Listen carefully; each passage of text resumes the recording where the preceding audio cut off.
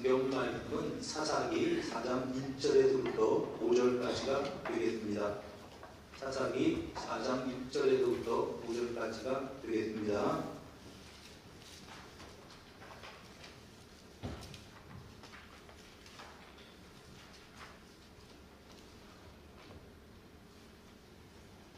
찾으셨으면 우리가 교독합니다. 에훗이 죽으니 이스라엘 자손이 또 여호와의 목전에 악을 행하매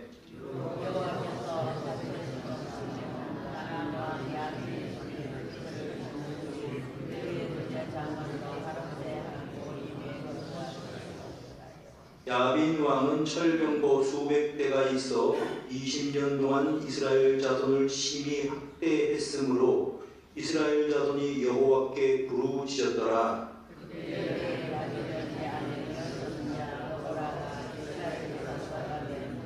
함께 읽습니다. 그는 에브라임 단지 라마와 베델 사이 드보라의 종려나무 아래에 거주하였고 이스라엘 자손은 그에게 나아가 재판을 받더라. 아멘. 이제 우리나라에도 해외에 이민 가서 사는 분들이 많이 계신데요. 그분들이 나이가 들어서 은퇴를 한 다음에는 고국 생각이 나는 경우가 많은 것 같습니다. 그래서 우리 교회에도 호주에서 살다가 역 이민을 하신 분, 보셨던 분 가운데 미국에 살다가 역 이민하신 분, 또 어떤 분은 아르헨티나에 사시다가 역 이민하신 분이 계십니다. 그런데 이제 또 그곳에도 사람들이, 가족들이 있으니까 왔다 갔다 하면서 이렇게 지내시게 되는 것입니다. 아무래도 사람들은 이제 어릴 적에 순진무구하던 때의 그 아름다운 기억들이 향수처럼 우리 마음에 남아있는 것 같습니다. 그런데 이렇게 역 이민한 사람들이 느끼는 것이 또 다른 장벽이 있습니다. 다시 몇십 년 만에 고국에 돌아와 보았는데 옛날에 내가 알던 어린 시절에 그러한 모습이 아닙니다. 우리나라 사람들도 많이 바뀌었고 사람들의 생각도 바뀌었고 그래서 왜 그런지 옛날과는 좀 다르게 좀 냉랭하다 이렇게 느끼는 사람들이 있는 것 같습니다. 그러니까 고국에 돌아와도 뭔가 이방인처럼 느끼는 그러한 감정이 생기는 것이고 또 그곳에서 우리가 뭐 자리를 잡고 살았다고 하더라도 미국 사람이나 또 뭐 호주 사람이 될 수는 없는 노릇입니다. 그러니까 두 나라 사이에서 주변인처럼 이렇게 살게 되는 경우들을 우리가 발견하게 됩니다. 끼어 있는 거죠. 그리스도인들도 이와 마찬가지입니다. 그리스도인들도 이제 하나님 나라의 시민들입니다. 원래 우리의 정체성이. 그런데 이 세상 속에서 살아갑니다. 세상 나라에서 우리는 살고 있다고 하는 것입니다. 그러면 하나님 나라의 백성들의 정체성, 하나님 말씀을 따라 살아가는 백성이라고 하는 그 정체성과 세상에서 나를 위해서 살아가는 세상 사람들이 가진 그러한 가치관 가운데에서 갈등을 하게 되는 것이 우리 그리스도인들이라고 하는 말씀입니다. 우리 장로님 기도하시면서 이 세상 살면서 뭐 세상에서 이렇게 이제 우리가 휘둘려 살았다는 그런 표현을 쓰셨는데 이게 우리 정체성이라고 하는 것입니다. 요즘에는 그런 어떤 갈등이 더 심해진 것 같습니다. 제가 지난주에 서울을 다녀왔었는데 그때 이제 지하철을 타고 어디를 가게 되었습니다. 근데 지하철 타고 가면서 보니까 지하철 타고 가는 사람들이 다 하고 있는 일이 있었습니다. 무엇들을 했겠습니까? 손바닥 바라보고 있어요. 손금 보는 게 아니라 뭘 보았다고요? 아, 그렇구나. 예전에는 핸드폰 바라보면 어른들은 좀 게임하지 말라 그랬는데 핸드폰이 게임의 기능이 아닙니다.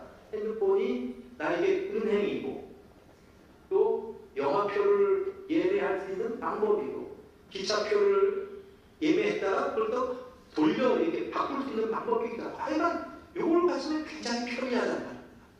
그러니까 우리가 함부로 핸드폰 들여다본다고 애들 보고 니네 공부하라고 왜 핸드폰 보니 이렇게 얘기를 할 수도 없습니다. 왜냐하면 옛날에는 대부분의 지식을 책을 통해서 이렇게 습득을 했습니다. 그냥 야 딴짓하지 말고 어른 책상에 앉아서 책 읽어. 책 읽는 게 공부라고 이제 이렇게 생각을 가지고 있는 거죠. 근데 요즘은 그렇지 않습니다. 지식을 이 휴대전화를 통해서 이렇게 이제 우리들이 얻게 되는 그러한 세월이 되었습니다. 그러다 보니까 인력이 많이 필요가 없어지고 은행 창구에서 일하는 사람들이 줄어들 수밖에 없지 않습니까? 이렇게 되니까. 그리고 또 하나가 AI라고 하는 이게 우리 생활 속에 들어오게 되면서 앞으로 어떤 일이, 어떤 직업이 없어질까, 여기에 대해서 사람들이 굉장히 이제 걱정하는 이런 시대를 우리가 살아가고 있습니다. 그러니까 어른들이 하는 말이 다음 세대들에게는 먹혀들지를 않는 거죠. 그럴 수밖에 없게 됐습니다. 반대로. 자, 이런 어떤 갈등 사이에서 우리가 살고 있는 것이 우리 현대인들의 모습이라고 하는 그런 말씀입니다. 그런 갈등이 이스라엘 사람들, 히브리 사람들에게도 있었다고 하는 것입니다. 이들이 애굽의 노예로 탈출을 해서 광야에서 있을 동안에는 아무런 문제가 없었습니다. 그들의 일상생활은 구름 기둥이 뜨면 그냥 걷는 것이 그들의 일상입니다. 그러면 그들은 어떻게 생활합니까? 걱정 없습니다. 하나님께서 만나와 메추라기를 내려주시니까요. 옷은 어떻게 합니까? 그것도 걱정 없습니다. 좀 누더기 같았을지 몰라도 그냥 옛날에 입던 옷 그냥 입고 살아가는 겁니다. 그건 다 그랬어요. 젊은이나 아기나 나이 드신 어른들이나 생활이 아침에 일어나서 구름 기둥이 뜨면 자 간다 우리 걸어가자 출발 그러면 이제 걸어가는 겁니다. 광야길로 가다가 아침이 돼서 이제 만나를 먹는 겁니다. 평생 그냥 나 음식 재료는 만납니다. 그렇게 살아간 겁니다. 그런데 이들이 가나안 땅에 들어가게 되니까 이제 문제가 생기기 시작하는 겁니다. 여러분 가나안 땅에 들어가서는 만나를 하나님께서 안 내려주시거든요. 그러면 농사를 지어서 먹고 살아야 됩니다. 그러면 평생 애굽에서 노예로 살던 그 사람들 또 대부분의 사람들은 광야에서 태어난 사람들인데 농사를 지어본 적이 없거든요. 그들이. 어떻게 농사를 짓습니까? 가나안 사람들에게 배우는 겁니다. 그들에게 작물을 얻기도 하고 농사법을 배우기도 하고 그러면서 그들과 어울려서 살게 된 것이 이스라엘 백성들입니다. 그런데 농사법만 배우면 괜찮은데 그들이 농사법만 배우는 게 아니고 가나안 사람들의 삶의 방식을 가만히 들여다보면서 이거 이렇게 사는 것도 굉장히 재미있겠네 이렇게 된 겁니다. 그래서 그들이 가나안 사람들처럼 그들이 섬기는 바알 신도 섬기고 아세라 신도 섬기게 되었다라고 하는 것이 성경의 증언입니다. 그들이 하나님도 섬기면서 여호와도 섬기면서 바알도 섬기게 된 것이 당시 이스라엘 백성들의 모습입니다. 이것을 뭐라고 성경에는 말씀을 하고 있냐 하면은 그들이 악을 행했다라고 그렇게 표현을 합니다. 여호와 앞에서 목전에서 악을 행했다. 오늘 1절에 이런 표현이 있죠. 여호와의 목전에 악을 행했다. 3장 7절에도 그런 표현이 있습니다. 여호와의 목전에서 악을 행했다. 여러분 우상을 섬기고 하는 것들. 여기 보니까 이제 여호와를 잊어버리고 바알과 아세라를 섬긴 것을 악을 행한 것이다 라고 말씀을 합니다.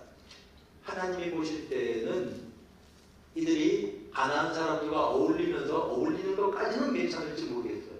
그들의 신을 섬기게 된 것은 악을 행한 것이다 그런 뜻입니다. 하나님께서 이들이 악을 행하고 하나님을 외면했기 때문에 하나님께서는 그들을 징계하십니다. 그 징계의 방법이 주변에 있는 다른 나라들이죠. 이방인의 압제를 받으면 그들이 또 살려주십시오 하나님께 호소합니다. 그러면 하나님께서 사사들을 통해서 구원하십니다. 이게 이제 어떤 사사기 전체의 한 400년 동안의 패턴입니다. 계속 이런 세월을 살아갔다라고 하는 그러한 말씀입니다.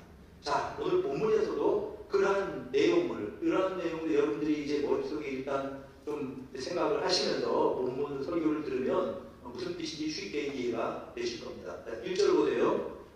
에훗이 죽으니 이스라엘 자손이 또 여호와의 목전에 악을 행했다. 자, 이걸 좀 보시기 바랍니다. 에훗은 사사의 이름입니다.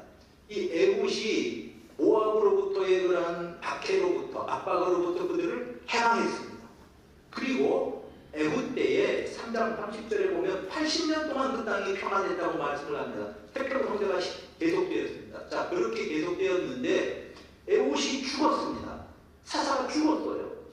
그리고 난 다음에 사사가 살아있을 동안에는 그들이 하나님을 기억했다는 말입니다. 사사가 죽은 후에 이스라엘 자손이 또 여호와의 목전에 악을 행했다. 이렇게 성경은 증거하고 있습니다. 자, 먼저 여호와의 목전에라고 하는 것은 무슨 뜻일까요? 이스라엘 백성들 가운데에는 성막이 있었습니다. 그 천막이 있었죠. 사람들은 다 말합니다. 이 천막은 하나님께서 임재하시는 천막이다. 하나님은 그 성막에서 이스라엘을 다 돌아보고 계셨습니다. 그럼에도 불구하고 그들이 하나님이 계시다고 하는 사실을 인식하지 않고 무감각하게 죄를 지었다고 하는 표현이 바로 이 말씀입니다. 이스라엘의 목전에 여호와의 목전에서 이스라엘이 악을 행했다라고 말씀을 하고 있는 것입니다. 자, 그 다음에 또 주목해 보셔야 될 표현은 1절에서 또라는 표현이 있습니다. 다시라고 하는 말씀이죠. 3장 7절에 그런 표현이 있습니다. 이스라엘 백성들이 하나님을 버리고 바알과 아세라를 섬겨서 하나님께서 그들에게 충격요법을 쓰셨습니다. 그것이 모압 사람들이었습니다. 그런데 4장에 넘어오니까 그들이 또 다시 하나님을 버리고 이방 신들을 섬기는 그런 일들을 하게 되었다는 말입니다. 다시 말하면 또라고 하는 표현은 가나안 사람들에게 동화되는 이스라엘 사람들의 성향이 이건 고질병이라고 하는 말입니다. 습관이라고 하는 말입니다. 습관적으로 그렇게 되는 사람들이었습니다. 여러분, 왜 그렇게 됐을까? 좀 생각을 해볼 필요가 있죠. 신앙의 계승에 실패했기 때문에 그렇습니다. 광야 생활을 할 때는 통했어요. 광야 생활하면서 우리 하나님은 애굽에서 우리를 구원하신 하나님이다. 이 광야 생활한 거 우리가 자유인 아니냐? 그러면 아이들도 다 아멘 했습니다. 아침마다 우리가 만나 먹지 하나님이 주신 거야. 아멘. 너희들은 하나님의 백성이기 때문에 하나님 말씀대로 살아야 돼. 광야에서는 문제가 없었습니다. 다 그들의 어떤 하나님의 말씀이 중심이 되어서 살아갈 수 있었습니다. 가나안 땅에 들어가니까 그들이 하는 말이 그겁니다. 언제 아버지 어머니 말처럼 그렇게 살아서 우리가 이 땅에서 생존할 수 있습니까? 저 사람들한테 농사법을 배워야 됩니다. 앞선 문명을 배워야 됩니다. 청동기 다루는 법도 배워야 되고 운명도 배워야 됩니다. 이것이 그 당시 사람들의 주장이었습니다. 그러니까 부모들의 말이 자녀들에게 먹혀 들어가지 않는 거죠. 신앙 계승에 실패했다고 하는 것이 원인입니다. 사랑하는 여러분, 이 사사기 같은 시대를 살아가는 우리 성도님들의 자손들이 내가 섬기는 그 하나님을 나의 하나님으로 알고 섬길 수 있는 우리 가정들이 되기를 축복합니다. 그런 가문들이 되시기를 바랍니다. 이게 중요한 일이에요. 이 신앙 계승, 유산으로 물려준 일이 실패하면 어떻게 됩니까? 내 자녀들이 부모 밑에 있을 때는 그냥 교회에 따라 나오죠.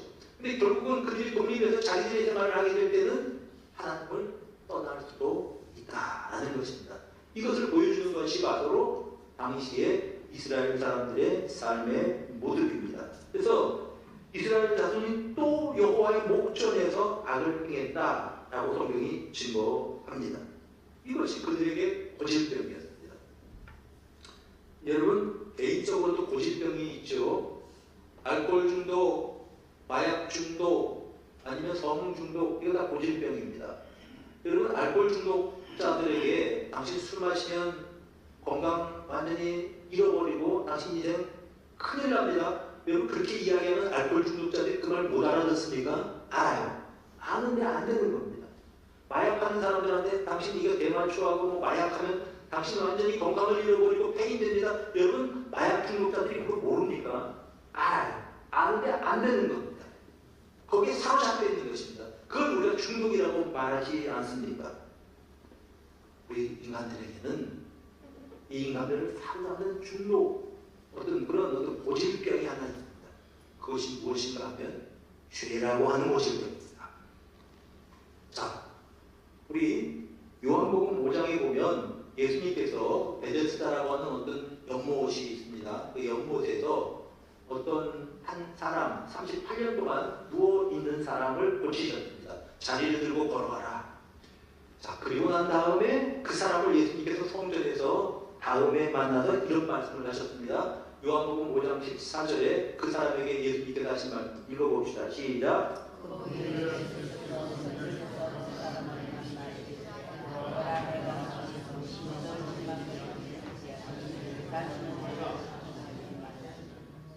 이 사람에게서 문제는 걷지 못하는 병, 걷지 못하는 어떤 장애가 문제였습니다. 근데 예수님이 보실 때 이 사람의 근본적인 문제는 무엇이었습니까?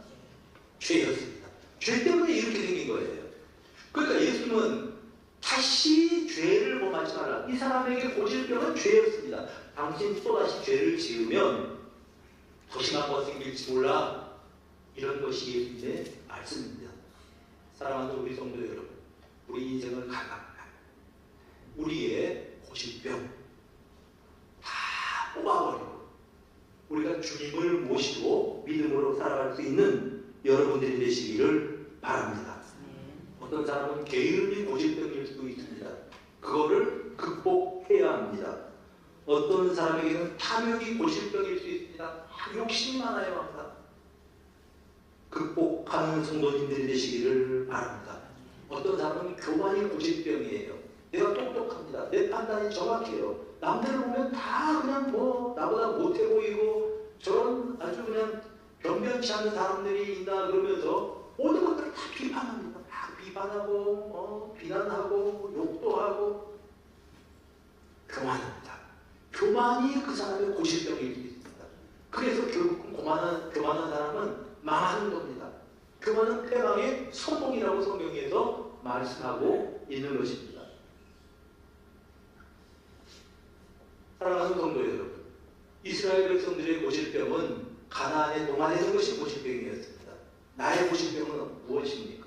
고질병을 주님 앞에 내어놓고 우리 주님께서 치료해 주시고 회복시켜 주시고 새로운 마음을 주셔서 주님이 주신 마음을 품고 살아가는 우리 성도 여러분 모두가 되시기를 축복합니다. 이스라엘 백성들이 그렇게 되니까 곳곳마다 바알을 섬기고 이제 성적으로도 완전히 문란해지고 그러니까 하나님께서 그들에게 충격요법을 쓰셨습니다. 그것이 2절입니다. 자, 여호와께서 하솔에서 통치하는 가나안 왕 야빈의 손에 그들을 파셨다 이렇게 증거합니다. 가나안 왕 야빈 혹은 하솔 왕 야빈이라고 하는 그러한 표현은 우리 여호수아서 11장에도 나옵니다. 그러면 왜 똑같은 사람이 또 나오냐 이렇게 생각하실 수도 있는데 그런 뜻이 아니고 하솔 지역을 통치하는 왕의 명칭, 왕의 어떤 직분의 명칭이 야빈입니다. 그래서 우리가 옛날에 이제 모세 때에 바로가 나오지 않습니까? 그런데 요셉 때도 또 바로가 나오죠. 요셉 때 바로, 모세 때 바로. 이거는 관직명입니다. 이 이집트의 왕을 바로라고 부르는 겁니다. 그러니까 이제 야빈이라고 하는 것이 바로 그러한 명칭이었다라는 걸 여러분들이 아시고 헷갈리지 마시기를 바랍니다. 자, 그런데 그 야빈에게 하나님께서 그들을 하셨다라고 이렇게 말씀을 하고 있습니다. 여러분, 이스라엘 백성들은 하나님의 소유였습니다. 내 백성. 우리 출애굽기 19장에서 하신 말씀이 나의 백성, 하나님의 백성. 이것이 하나님께서 그들에게 이제 하신 약속입니다. 너희들은 나의 소유야, 나의 소유된 백성이야. 그런데 그들이 가나안 사람들을 좋아해서 가나안 사람들과 동화됩니다. 그런데 하나님께서 그 소유권을 하솔 왕 야빈에게 파셨다는 겁니다.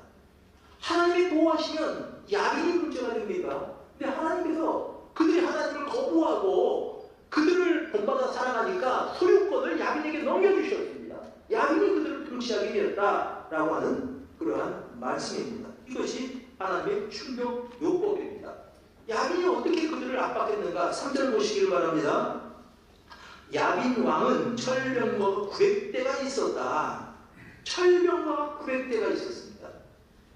여러분, 그 당시에 앞선 철기 문화를 이제 들어가서 철로 된 도구, 무기를 쓰던 사람들입니다. 철병거 900승이 있었습니다.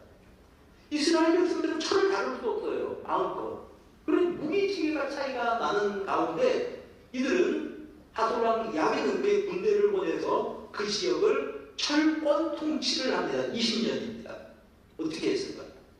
수확 때가 되면, 곡식을 거둘 때가 되면 이제 그 곡식 거둔 세금을 내라고 하는 겁니다. 너 이 땅에 살고 있으면 세금 내야 돼. 혹시 과일 또는 이제 지나가는 길목마다 통행하는 곳마다 이렇게 이제 군인들이 서서 통행세를 내라고 하는 겁니다. 통행세.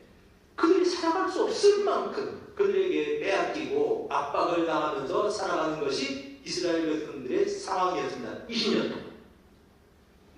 완전히 바짝바짝 말라버릴 지경이죠. 결국 그들이 하나님께 와서 간구하는 겁니다. 우리를 좀 용서해 주십시오. 우리를 해방시켜 주십시오. 이렇게 기도했다고 성경이 말씀하고 있습니다. 자, 여러분 참 이상한 현상이죠. 힘들고 어려울 때는 하나님 좀 살려주십시오 그러다가 하나님 그 기도 들어주셔서 평안한 시간을 주십니다. 여러분 이 애굽 때는 80년 동안 그 땅이 평안했다고 하거든요. 이 80년 동안 평안한 세월이 지나면 하나님을 더 사랑하고 더 섬기고 하나님께 가까이 가면 얼마나 좋겠습니까? 그런데 평안한 시기가 되면은 그들이 여호와 앞에서 악을 행한다. 이것이 사사기가 우리에게 들려주시는 교훈인 것입니다. 그러면 하나님께서 철병거를 통해서 우리를 압박하십니다. 충격요법이죠. 여러분 혹시 여러분들에게는 철병거가 있습니까?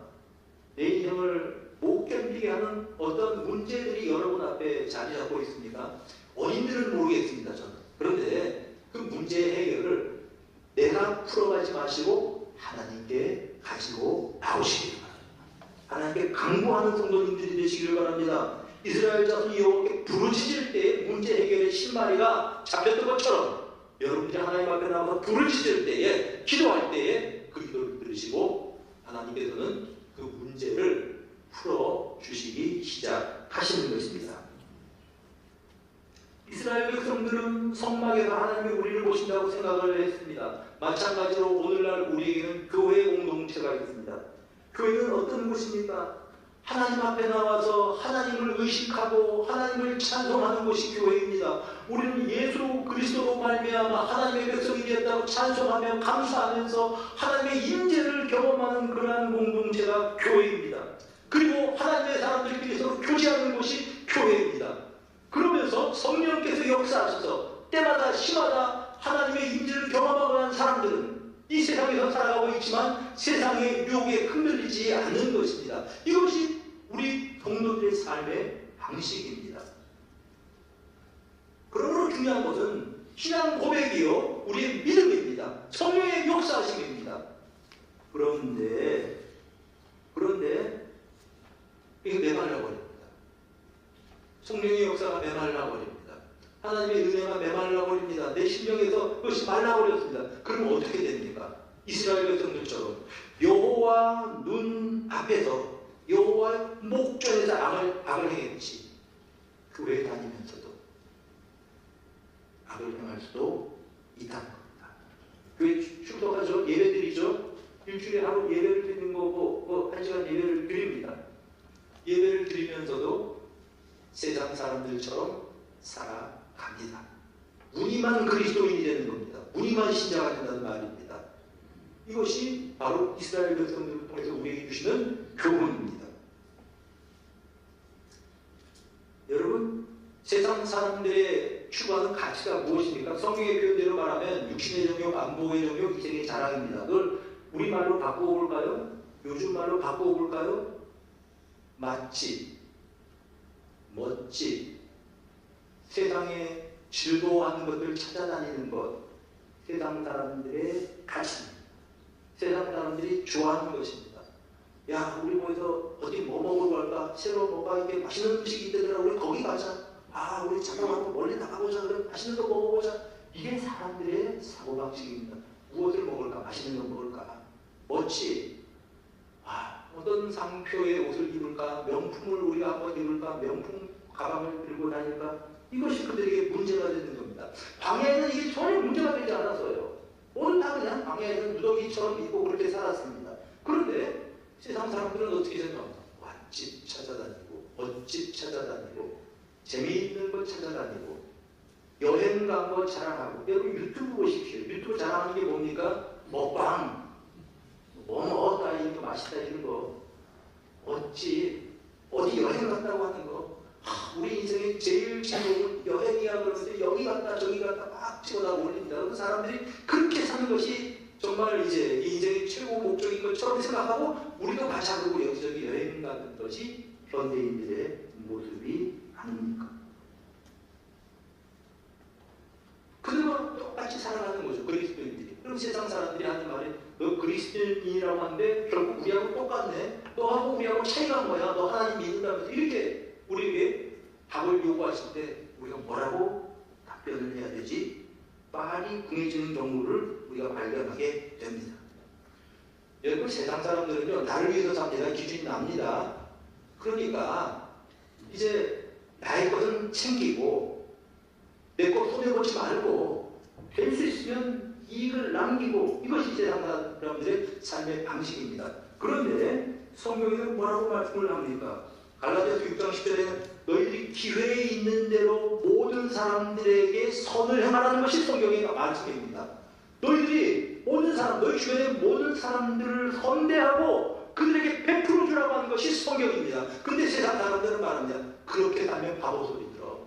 그렇게 살면 병신 소리 들어. 그러면 안 돼. 너 그렇게 살다 세상을 어떻게 살아가래? 악착같이 내가지고 움켜쥐어야 된다고 그렇게 세상 사람들은 생각합니다. 어느 것이 맞습니까? 무엇 따라 살아야 됩니까? 어떤 기준 따라 살아야 합니까? 먼저 그 나라와 그 의를 구하면 이 모든 것을 먹을 것, 마실 것, 입을 것을 너희에게 더하시겠다고 하는 것은 하나님 말씀입니다.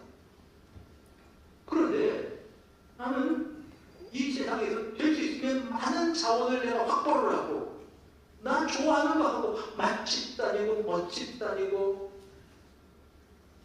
좋은데 여행 다니고 이렇게 나는 살아갈래라고 말한다면 그 사람은 하나님의 말씀대로 살아가는 사람입니까? 아니면 세상의 방법대로 살아가는 사람입니까? 우리는 한번 생각을 해보아야 할 것입니다. 하나님께서 이스라엘 백성들을 가나안 땅에 심으신 이유가 있습니다. 창세기 18장 8절에 보면 이런 말씀이 있습니다. 하나님께서 아브라함의 그 후손을 강성하게 하셨다는 표현이 있습니다. 무슨 뜻이고 하니 이들이 가나안 땅에 들어가서 강성한 민족이 되어서 하나님의 말씀대로 살아가는 한 민족, 한 나라를 이루고 그를 통해서 하나님의 나라가 무엇인지 세상에 보여줄 수 있는 그런 모델로서 그 민족을 선택을 했는데 가나안 땅에 들어갔던 이 사람들이 가난한 사람처럼 살아가는 겁니다. 사랑하는 분, 이렇게 세상과 하나님의 법 사이에서 세상 사람들을 방법대로 살아가는 그런 사람들을 성경에서는 뭐라고 이야기했는지 아십니까? 가늠한 여자들이라고 말을 했습니다. 여러분 야고보서 4장 4절 말씀을 한번 보시기를 바랍니다. 가늠한 여인들과 가늠한 여인들이 여성들에게 하신 말씀이 아니에요. 가늠한 여인들, 그리스도인들, 교회에 하신 말씀입니다. 가늠한 여인들아, 세상과 벗된 것이 하나님과 원수됨을 알지 못하느냐. 여러분 이거 아셔야 합니다. 그냥 그렇게 너무 고지식하게 살 필요가 뭐가 있어. 그냥 적당히 살면 되지. 사람들처럼 살면 되는 거야. 맛집 가자, 멋집 가자 이렇게 찾아다니면서 살아가는 사람들에게 하신 말씀이 세상과 못된 건 하나님과 원수가 되는 것이라고 이렇게 말씀을 합니다. 여러분 이 말씀 알고 계십니까? 너희들이 그렇게 살아가는 삶의 태도는 하나님과 원수처럼 살아가는 방법이야. 야고보서의 말씀입니다. 그렇게 사는 것은 하나님께서 보실 때 원수처럼 생각하신다고 성경에는 말씀하고 있는 것입니다. 그래서 누구든지 세상과 어찌되고자 하는 자는 하나님과 원수되는 사람이다 라고 우리에게 일러주고 있는 것입니다. C.S. 루이스 말처럼 하나님과 사탄 사이에 중간지대는 없다. 이게 이제 기독교 작가 C.S. 루이스가 쓴 그 글입니다. 하나님과 사람 사이에 중립지대는 없습니다. 여러분은 하나님의 사람입니까? 세상에 속한 사람입니까? 한번 여러분들이 답변해 보시기 바랍니다. 나는 하나님의 사람인가? 세상에 속한 사람인가? 나 하나님의 자녀인가? 이 세상에서 살고 있는 세상 사람인가? 라고 우리에게 도전하시고 있는 것입니다. 그러니 하나님과 원수가 되었으니 그 결과가 무엇입니까? 오늘 본문에 보니까 철병 900승에 의해서 눌림받는 생활이 된 것입니다. 그러나 하나님은 자비로우십니다. 그들이 막 눌려서 낑낑거리고 있을 때 그들을 구원하시는 것입니다. 4절을 보십시다. 하나님의 구원의 방법, 하나님 구원하셨습니다. 그때에 랍비도의 아내 여선지자 드보라가 이스라엘의 사사가 되었다. 여자가 사사가 되었어요. 이거 있을 수 있습니까? 성경에 나옵니다. 여자가 사사였어요. 랍비도시 누군지는 모릅니다. 성경이 말씀하지 않습니다. 그냥 그의 이름의 뜻이 횃불이라고 하는 뜻을 가진 이름이라고 하는 것을 보아서 그저 성전에서 불을 밝히는 그런 일을 한 사람이 아니었을까라고 추측할 뿐입니다. 성경에서 주목하는 것은 랍비도시 아니라 그의 아내 드보라였습니다. 목사님, 그러면 왜 고린도전서 14장 34절 여자는 교회에서 잠잠하라고 했는데 그럼 왜 여자가 사사가 됩니까? 구약에는 고린도 교회에 특별한 상황이 있습니다. 고린도 지역에는 이방인의 신전에서 여자 사제들이 있었습니다. 말이 사제지 말하자면 거의 창녀 같은 사람들입니다. 그런 사람들이 막 그냥 황홀병에 빠져가지고 막 뭐 예언을 한다 그러고 이런 게 이제 이방 종교의 모습이었습니다. 교회에서 교인들이 여자들이 막 활동을 하게 될 때 이런 어떤 이방 종교처럼 사람들에게 오해를 받을 가능성이 있었습니다. 그래서 여자는 교회에서 잠잠하라고 그렇게 이야기한 겁니다. 그런데 오늘 성경에 보니까 하나님은 여자를 사용하셨습니다. 드보라를 사용하셨습니다. 그는 평범한 어떤 사람의 아내였습니다. 그러나 하나님이 그를 사용하신다고 하는 것입니다. 자, 잘 보세요. 드보라가 이제 이 사사가 되었고, 사사라고 하는 건 재판관이라는 뜻입니다. 5절 한번 보시기 바랍니다. 그런데 에브라임 산지 라마와 베델 사이 드보라의 종려나무 아래에 거주하였다. 그 곳이 어떤 장소인지는 정확히 몰라요. 그러나 드보라가 살고 있었던 그곳에서 이스라엘 자손은 그에게 나와 재판을 받았다고 말씀을 합니다. 무엇을 의미합니까?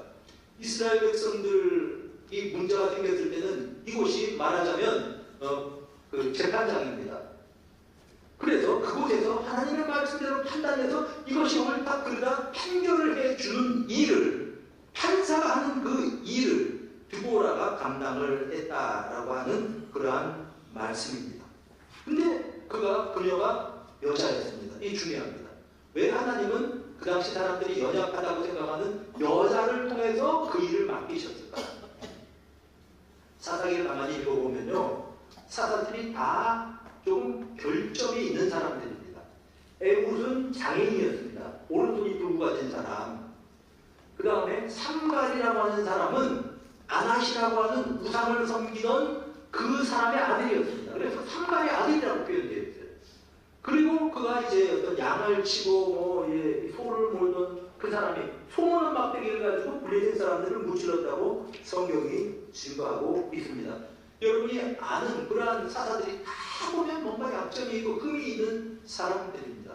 입다는 어떤 사람입니까? 정실부인의 아이가 아니고 첩의 자식, 서자입니다. 사람들에게 완전히 따돌린다는 그런 사람입니다. 하나님은 이런 사람들을 사용하셔서 약한 자를 들어서 강한 자를 부끄럽게 하시고 미련한 자를 들어서 지혜로운 자를 부끄럽게 하신 하나님이십니다. 천한 자들을 들어서 귀한 자들을 부끄럽게 하시는 하나님이십니다. 하나님의 구원은 사람이 한 것이 아니고 하나님 그분이 하신 것입니다. 그래서 하나님께서는 여자를 들어서 사사로 삼으시고 그들을 구원하셨다라고 하는 것입니다. 드보라는 그의 종려나무 밑에서 하나님의 말씀을 가르칩니다. 하나님 말씀대로 판결을 합니다. 그런데 사람들이 드보라의 말을 듣지를 않았다고 하는 것입니다. 여러분들의 인생에도 드보라의 종려나무가 있습니까? 하나님의 말씀을 듣는 그 시간이, 그런 공간이 여러분들에게 있습니까? 어떤 사람에게는 새벽기도 시간이 드보라의 종려나무일 수 있습니다. 어떤 사람에게는 우리가 아침에 일어나서 혼자 하나님 앞에 무릎을 꿇고 골방에서 성경을 읽고 기도하는 시간이 종려나무 밑에 찾아가는 시간일 수 있습니다. 어떤 사람은 직장에 들어가서 처음 직장 일을 하기 전에 성경을 펴놓고 하나님 앞에 기도하는 시간이 바로 그러한 종려나무 밑에 시간이 될 수가 있습니다. 어쨌든 간에 형태가 무엇이 되었든지 간에 드보라의 종려나무에서 하나님의 말씀을 가르치고 재판을 했던 것처럼 그런 시간이, 그러한 어떤 하나님께 드리는 그런 헌신의 시간이 여러분들에게 있기를 축복합니다. 그런 사람들은, 누구나 종려남과 나에게 있는 사람들은 쉽게 세상에 물들지 않습니다. 세상과 동화되지 않습니다. 우리들은 둘 사이에 끼어서 살아가는 존재들입니다. 우리 성령의 소욕이 우리 속에 서 있습니다. 그런데 또 다른 한편으로는 육체의 소욕이 우리 가운데도 있다라고 하는 것입니다. 그래서 육체의 소욕대로 살아가면 어떻게 됩니까? 죄의 노예가 되고 탐욕의 노예가 되고 결국은 인생을 우리가 망치게 된다라고 하는 것입니다. 그래서 성경에서는 우리에게 이렇게 권합니다. 갈라디아서 5장 16절입니다. 한번 같이 읽어봅시다. 시작.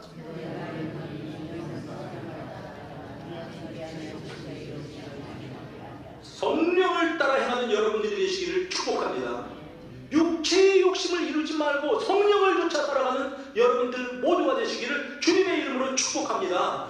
우리가 이 세상 끝날 때까지 우리 속에서는 성령의 소욕이 있고 또한 육체의 소욕, 육체의 탐욕이 자리 잡고 있습니다. 그 가운데서 성령을 쫓아 살아가는 성도님들이 되십시오. 갈라디아서 5장 24절에 이렇게 말씀을 합니다. 그리스도 예수의 사람들은 육체와 함께 그 정욕과 욕탐심을 십자가에 못 박았느니라. 우리가 그리스도인입니까? 예수 그리스도를 주님으로 믿고 살아갑니까? 그럼 내 정과 욕심을 십자가에 못 박았다고 선포하십시오. 나는 그것들 따라 살아가지 않겠다. 나는 하나님 따라 살겠다. 나는 주님처럼 살겠다고 결단하십시오. 이것이 신자들의 삶의 모습인 것입니다. 시편 6편에는 이렇게 말씀을 합니다. 복 있는 사람들은 악인의 길을 따르지 아니하며, 자, 악인들이 뭔가 이야기하면 귀를 기울이지도 않는다는 얘기입니다. 그 다음에 죄인들의 길에 서지 아니하며, 길에 서서 일로 가면 죄의 길입니다. 또 반대편으로 가면은 이제 죄를 안 짓는 게 있죠. 거기에서 죄를 따라가고 싶어서 멈칫하는 그 자리에서 죄인들의 길에 서지 않는다고 말씀했습니다. 아, 나는 이 자리에 서지 않겠어. 결단하고 의인처럼 살아가십시오. 또한 오만한 자의 자리에 앉지 않는다고 했습니다. 오만한 사람들을 앉아서 오만 것들을 비판하고 욕하고 세상에 대해서 불평을, 그곳에 앉지 않는다고 말씀했습니다. 그리고 그 사람은 여호와의 율법을 즐거워하고 주야로 묵상한다고 성경은 말씀하고 있습니다. 이 사람이 의인입니다. 그 사람은 하는 일이 다 형통할 것이라고 우리에게 일러주시고 있는 것입니다. 사랑하는 여러분, 이 당시에 이 히브리인들은 가나안과 또 하나님 사이에서, 세상 나라와 하나님 나라 사이에서 갈등을 했다고 한다면, 오늘은 우리들은 육체의 소욕과 또한 성령의 이 소욕 사이에서, 성령의 열망 가운데서 살아가는 사람들입니다. 여러분들은 모두 다 그리스도 예수 안에서 새로운 피조물이 된 사람들입니다. 하나님의 사람답게, 성령의 사람답게 결단하고 세상 속에서 하나님의 사람으로 살아가는 여러분 모두가 되시기를 축복합니다. 하나님도 살지만 세상에서 이렇게 적당히 사람 아닙니다. 성경에서는 둘 중에 하나, 태도를 분명하게 하라고 말씀합니다. 하나님의 사람입니까? 아니면 세상에 속한 사람입니까? 그리고 난 세상에 속했다고 생각하는 사람들에게 성경은 아주 분명하게 말씀합니다. 가늠한 여자들아, 이렇게 말씀을 하는 것입니다. 이 한 주간도 하나님의 사람답게 믿음으로 살아가는 여러분 모두가 되시기를 주님의 이름으로 축복합니다.